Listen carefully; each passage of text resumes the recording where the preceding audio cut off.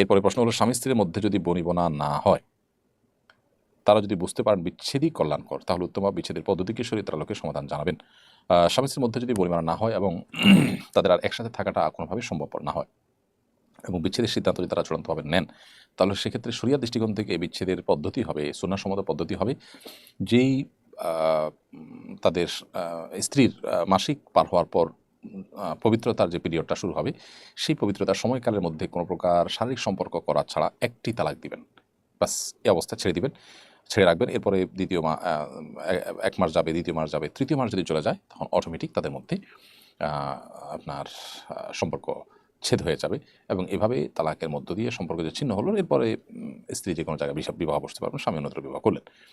তারপর কোনো কারণে যদি আবার তারা ফিরে আসতে চান, যেহেতু তাদের মধ্যে 3 তালাকের বিচ্ছেদ হয়নি, অতএব তারা আবার বিবাহ বা আকদ সম্পাদন করার মধ্য দিয়ে আবারও তারা সংসার করতে পারবেন। তো এভাবে বিচ্ছেদ করাটা হলো সুন্নাহ। একসাথে 3 তালাক দেওয়া এটা সুন্নাহ নয়।